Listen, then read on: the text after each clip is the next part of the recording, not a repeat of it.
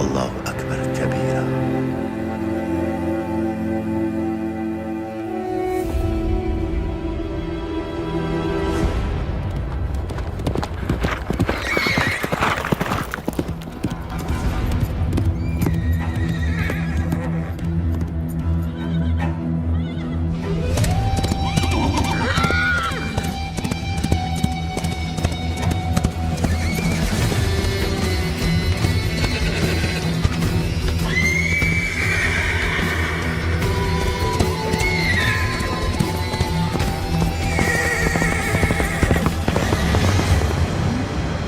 आपके हुक्म के मुताबिक फौजें महासरे की जगह पर पहुंच चुकी हैं। जंगी खेमे लगा दिए गए हैं। मेरी दो धारी तलवार को एक तरफ से जंग की आग और दूसरी तरफ से सलाहुद्दीन के इंतकाम ने धार लगाई है। हर मसले का हल फतह है।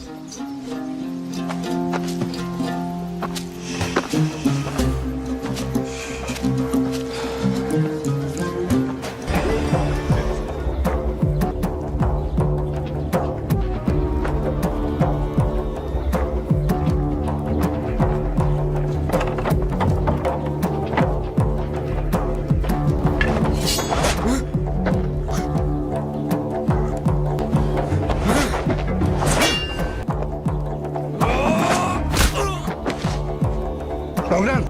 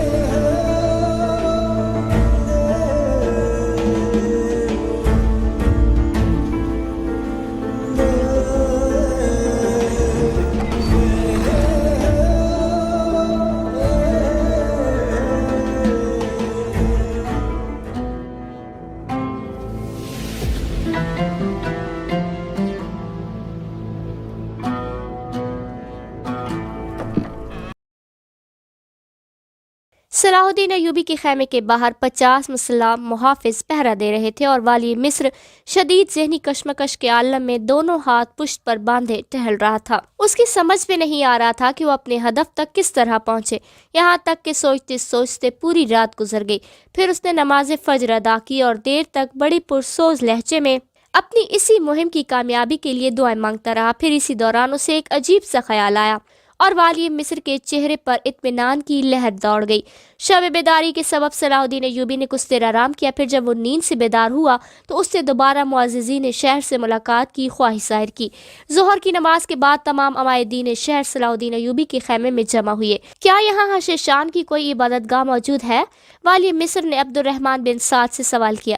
یہاں باطنی عقیدہ سے تعلق رکھنے والے افراد کی ایک درسگاہ موجود ہے جسے وہ دارالعلم کے نام سے پکارتے ہیں۔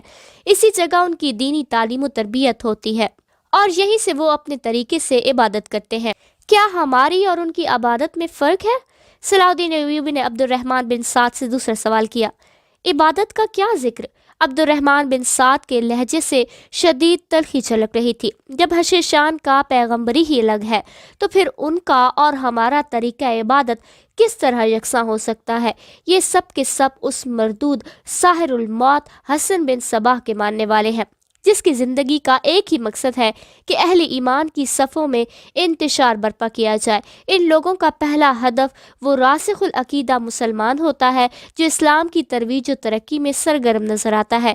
کردار کے کمزور اور بے عمل مسلمان نوجوانوں کو دولت، عورت، شراب اور دنیا کے دیگر تعیشات کی ترغیب دیتے ہیں جس کے نتیجے میں وہ لوگ اپنے آبائی مذہب سے منحرف ہو کر باطنیوں کی جماعت میں شامل ہو جاتے ہیں۔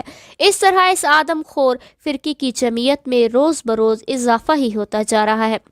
عبد الرحمن بن سعد کی زبانی یہ انکشاف سن کر صلاح الدین ایوبی کے چہرے پر شدید نفرت و غضب کا رنگ نمایاں ہو گیا۔ پھر کچھ دیر کے لیے والی مصر کے ذہن میں اپنے حقیقی ماموں شہاب الدین محمود بن تکش کا چہرہ ابھر آیا جس نے حشیشان کے خلاف کی جانے والی کارروائی سے صلاح الدین ایوبی کو باز رکھنے کی سر توڑ کوششیں کی تھیں۔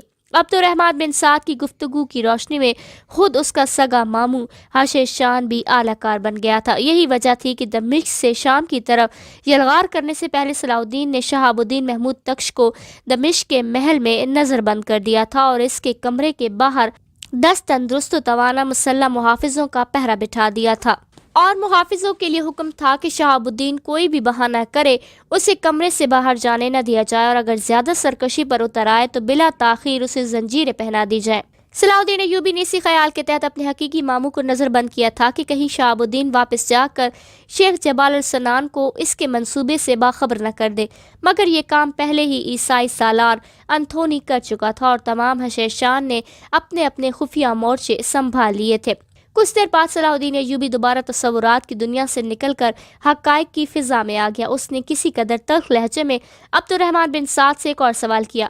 شام مکمل طور پر اسلامی ریاست ہے، پھر حشیشان کو یہ آزادی کس نے دی ہے کہ وہ کھلے عام اپنی شیطانی سرگرمیاں جاری رکھے؟ عبد الرحمن بن سعد نے نہایت کربناک لہجے میں جواب دیتے ہوئے کہا، حق تعالیٰ سلطان عادل کی مغفرت کرے، جب تک وہ حیات رہے حشیشان کی سخت نگرانی کی جاتی تھی۔ سرکاری جاسوس ہر وقت کسی شکاری پرندے کی طرح ان شیاطین کے تعاقب میں رہتے تھے۔ نتیجتاً اس گروہ کی سرگرمیاں ان کی چند پناہگاہوں تک محدود ہو کر رہ گئی تھیں۔ حشیشان کے علاوہ باطنیوں کے دوسری فرقوں پر بھی سخت پابندیاں عائد کر دی گئی تھیں، مگر سلطان عادل کی دنیا سے رخصت ہوتے ہی سلطان ملک صالح اور والی موصل سیف الدین نے ان تمام گروہوں کو مکمل آزادی دے دی۔ انجام کار یہ پہلے سے بھی زیادہ طاقتور ہو گئے۔ مزید قیامت یہ کہ در پردہ ان دشمنان اسلام کو عیسائیوں اور یہودیوں کی پشت پناہی بھی حاصل ہے۔ یہی دونوں قومیں حشیشان کو مالی اور جنگی وسائل فراہم کرتی ہیں۔ اس قسم کی خبریں تو صلاح الدین تک پہلے بھی پہنچ چکی تھی، مگر آج ایک نیا سکہ شخص اور معتبر عالم نے نہ صرف ان اطلاعات کی تصدیق کر دی بلکہ کچھ نئے انکشافات بھی کیے تھے۔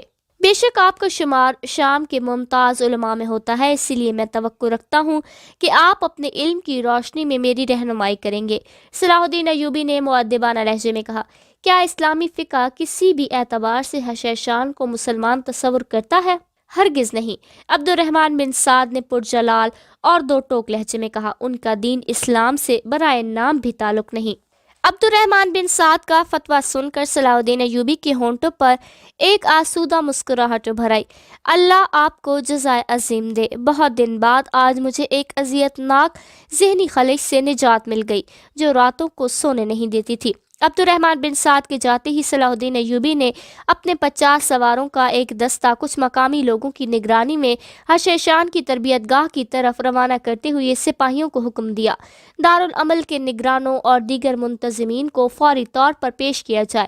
اگر وہ لوگ خوشی سے آئیں تو انہیں عام شہریوں کی طرح لایا جائے، مزاحمت کریں تو ان سے مقابلہ کیا جائے، مگر اس طرح کہ انہیں زخمی کر کے بے دست و پا کر دیا جائے۔ خاص طور پر اس بات کا لحاظ رکھا جائے کہ ان میں سے کوئی ہلاک نہ ہو پائے۔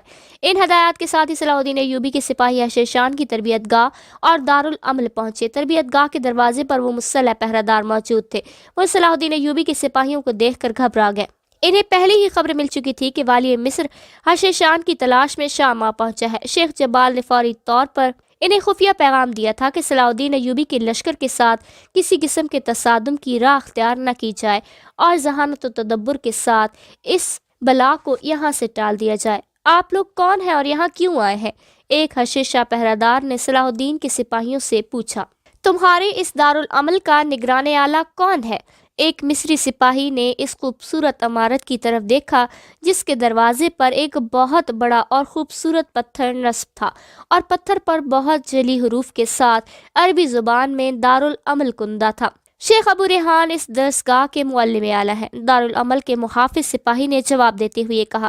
شیخ ابو ریحان سے جا کر کہو کہ والی مصر صلاح الدین ایوبی انہیں شرف ملاقات بخشنا چاہتے ہیں۔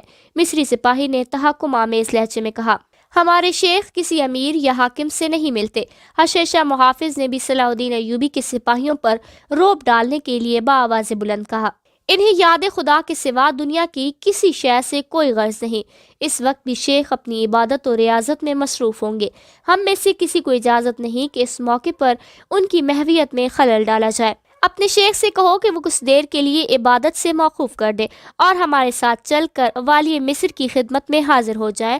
اور دوسرے مصری سپاہی نے سخت لہجے میں کہا، شیخ کا جو حکم تھا وہ تمہیں سنا دیا۔ دوسرے حشیشہ محافظ نے بھی اپنی آواز میں سختی پیدا کرتے ہوئے کہا، حالانکہ وہ اندر سے سہما ہوا تھا، تمہارے شیخ کا حکم ہم نے سن لیا، اب تم اندر جاؤ اور اپنے شیخ تک والی مصر کا حکم پہنچا دو۔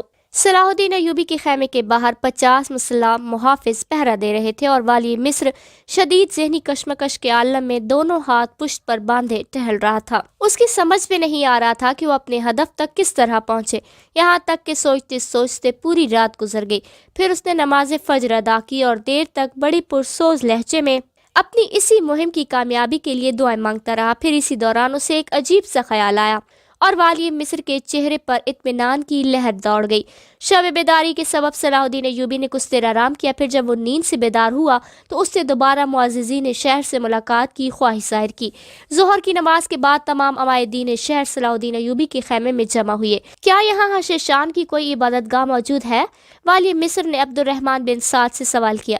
یہاں باطنی عقیدہ سے تعلق رکھنے والے افراد کی ایک درسگاہ موجود ہے جسے وہ دارالعلم کے نام سے پکارتے ہیں۔ اسی جگہ ان کی دینی تعلیم و تربیت ہوتی ہے اور یہیں سے وہ اپنے طریقے سے عبادت کرتے ہیں۔ کیا ہماری اور ان کی عبادت میں فرق ہے؟ صلاح الدین ایوبی نے عبد الرحمن بن سعد سے دوسرا سوال کیا۔ عبادت کا کیا ذکر؟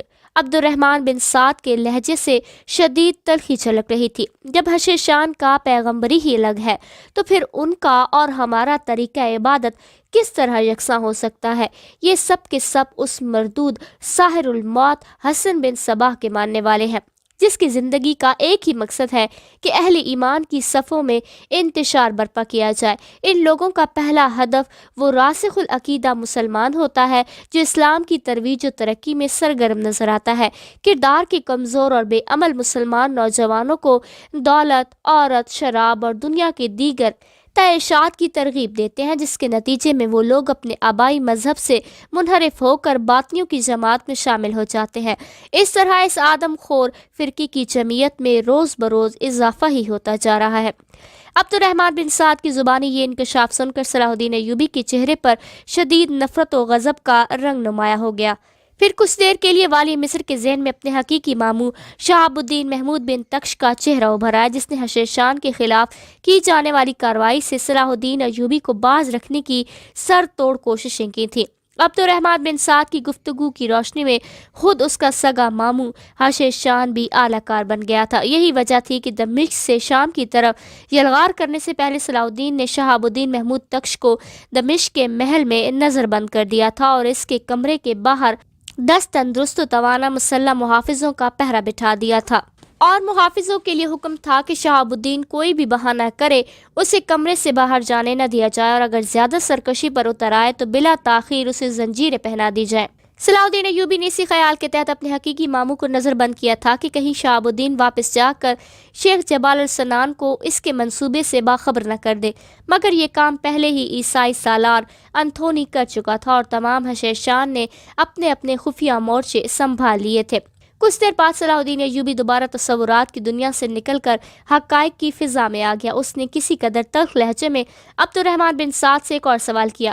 شام مکمل طور پر اسلامی ریاست ہے، پھر حشیشان کو یہ آزادی کس نے دی ہے کہ وہ کھلے عام اپنی شیطانی سرگرمیاں جاری رکھے؟ عبد الرحمن بن سعد نے نہایت کربناک لہجے میں جواب دیتے ہوئے کہا، حق تعالیٰ سلطان عادل کی مغفرت کرے، جب تک وہ حیات رہے حشیشان کی سخت نگرانی کی جاتی تھی۔ سرکاری جاسوس ہر وقت کسی شکاری پرندے کی طرح ان شیاطین کے تعاقب میں رہتے تھے۔ نتیجتاً اس گروہ کی سرگرمیاں ان کی چند پناہگاہوں تک محدود ہو کر رہ گئی تھیں۔ حشیشان کے علاوہ باطنیوں کے دوسری فرقوں پر بھی سخت پابندیاں عائد کر دی گئی تھیں، مگر سلطان عادل کی دنیا سے رخصت ہوتے ہی سلطان ملک صالح اور والی موصل سیف الدین نے ان تمام گروہوں کو مکمل آزادی دے دی۔ انجام کار یہ پہلے سے بھی زیادہ طاقتور ہو گئے۔ مزید قیامت یہ کہ در پردہ ان دشمنان اسلام کو عیسائیوں اور یہودیوں کی پشت پناہی بھی حاصل ہے۔ یہی دونوں قومیں حشیشان کو مالی اور جنگی وسائل فراہم کرتی ہیں۔ اس قسم کی خبریں تو صلاح الدین تک پہلے بھی پہنچ چکی تھی، مگر آج ایک نیا سکہ شخص اور معتمد عالم نے نہ صرف ان اطلاعات کی تصدیق کر دی بلکہ کچھ نئے انکشافات بھی کیے تھے۔ بے شک آپ کا شمار شام کے ممتاز علماء میں ہوتا ہے، اسی لیے میں توقع رکھتا ہوں کہ آپ اپنے علم کی روشنی میں میری رہنمائی کریں گے۔ صلاح الدین ایوبی نے مؤدبانہ لہجے میں کہا، کیا اسلامی فقہ کسی بھی اعتبار سے حشیشان کو مسلمان تصور کرتا ہے؟ ہرگز نہیں۔ عبد الرحمن بن سعد نے پرجلال اور دو ٹوک لہجے میں کہا، ان کا دین اسلام سے برائے نام بھی تعلق نہیں۔ عبد الرحمن بن سعد کا فتویٰ سن کر صلاح الدین ایوبی کے ہونٹوں پر ایک آسودہ مسکراہٹ ابھر آئی۔ اللہ آپ کو جزائے عظیم دے۔ بہت دن بعد آج مجھے ایک اذیت ناک ذہنی خلش سے نجات مل گئی جو راتوں کو سونے نہیں دیتی تھی۔ عبد الرحمن بن سعد کے جاتے ہی صلاح الدین ایوبی نے اپنے 50 سواروں کا ایک دستہ کچھ مقامی لوگوں کی نگرانی میں حشیشان کی تربیت گاہ کی طرف روانہ کرتے ہوئے سپاہیوں کو حکم دیا، دارالعمل کے نگرانوں اور دیگر منتظمین کو فوری طور پر پیش کیا جائے۔ اگر وہ لوگ خوشی سے آئیں تو انہیں عام شہریوں کی طرح لایا جائے، مزاحمت کریں تو ان سے مقابلہ کیا جائے، مگر اس طرح کہ انہیں زخمی کر کے بے دست و پا کر دیا جائے۔ خاص طور پر اس بات کا لحاظ رکھا جائے کہ ان میں سے کوئی ہلاک نہ ہو پائے۔ ان ہدایات کے ساتھ ہی صلاح الدین ایوبی کے سپاہی حشیشان کی تربیت گاہ اور دارالعمل پہنچے۔ تربیت گاہ کے دروازے پر وہ مسلح پہرہ دار موجود تھے۔ وہ صلاح الدین ایوبی کے سپاہیوں کو دیکھ کر گھبرا گئے۔ انہیں پہلے ہی خبر مل چکی تھی کہ والی مصر حشیشان کی تلاش میں شام آ پہنچا ہے۔ شیخ جبال نے فوری طور پر انہیں خفیہ پیغام دیا تھا کہ صلاح الدین ایوبی کے لشکر کے ساتھ کسی قسم کے تصادم کی راہ اختیار نہ کی جائے اور ذہانت و تدبر کے ساتھ اس بلا کو یہاں سے ٹال دیا جائے۔ آپ لوگ کون ہیں اور یہاں کیوں آئے ہیں؟ ایک حشیشہ پہرہ دار نے صلاح الدین کے سپاہیوں سے پوچھا۔ تمہارے اس دارالعمل کا نگران اعلیٰ کون ہے؟ ایک مصری سپاہی نے اس خوبصورت عمارت کی طرف دیکھا جس کے دروازے پر ایک بہت بڑا اور خوبصورت پتھر نصب تھا اور پتھر پر بہت جلی حروف کے ساتھ عربی زبان میں دارالعمل کندہ تھا۔ شیخ ابو ریحان اس درسگاہ کے معلم اعلیٰ ہیں، دارالعمل کے محافظ سپاہی نے جواب دیتے ہوئے کہا۔ شیخ ابو ریحان سے جا کر کہو کہ والی مصر صلاح الدین ایوبی انہیں شرف ملاقات بخشنا چاہتے ہیں۔ مصری سپاہی نے تحکم آمیز لہجے میں کہا، ہمارے شیخ کسی امیر یا حاکم سے نہیں ملتے۔ حشیشہ محافظ نے بھی صلاح الدین ایوبی کے سپاہیوں پر روب ڈالنے کے لیے بآواز بلند کہا، انہیں یاد خدا کے سوا دنیا کی کسی شے سے کوئی غرض نہیں۔ اس وقت بھی شیخ اپنی عبادت و ریاضت میں مصروف ہوں گے۔ ہم میں سے کسی کو اجازت نہیں کہ اس موقع پر ان کی محویت میں خلل ڈالا جائے۔ اپنے شیخ سے کہو کہ وہ کچھ دیر کے لیے عبادت سے موقوف کر دے اور ہمارے ساتھ چل کر والی مصر کی خدمت میں حاضر ہو جائے۔ اور دوسرے مصری سپاہی نے سخت لہجے میں کہا، شیخ کا جو حکم تھا وہ تمہیں سنا دیا۔ دوسرے حشیشہ محافظ نے بھی اپنی آواز میں سختی پیدا کرتے ہوئے کہا، حالانکہ وہ اندر سے سہما ہوا تھا، تمہارے شیخ کا حکم ہم نے سن لیا، اب تم اندر جاؤ اور اپنے صلاح الدین ایوبی کے خیمے کے باہر 50 مسلح محافظ پہرا دے رہے تھے اور والی مصر شدید ذہنی کشمکش کے عالم میں دونوں ہاتھ پشت پر باندھے ٹہل رہا تھا۔ اس کی سمجھ میں نہیں آ رہا تھا کہ وہ اپنے ہدف تک کس طرح پہنچے، یہاں تک کہ سوچتے سوچتے پوری رات گزر گئی۔ پھر اس نے نماز فجر ادا کی اور دیر تک بڑی پرسوز لہجے میں اپنی اسی مہم کی کامیابی کے لیے دعائیں مانگتا رہا۔ پھر اسی دوران اسے ایک عجیب سا خیال آیا اور والی مصر کے چہرے پر اطمینان کی لہر دوڑ گئی۔ شب بیداری کے سبب صلاح الدین ایوبی نے کچھ دیر آرام کیا، پھر جب وہ نیند سے بیدار ہوا تو اس نے دوبارہ معززین شہر سے ملاقات کی خواہش ظاہر کی۔ ظہر کی نماز کے بعد تمام عمائدین شہر صلاح الدین ایوبی کے خیمے میں جمع ہوئے۔ کیا یہاں حشیشان کی کوئی عبادت گاہ موجود ہے؟ والی مصر نے عبد الرحمن بن سعد سے سوال کیا۔ یہاں باطنی عقیدہ سے تعلق رکھنے والے افراد کی ایک درس گاہ موجود ہے جسے وہ دارالعلم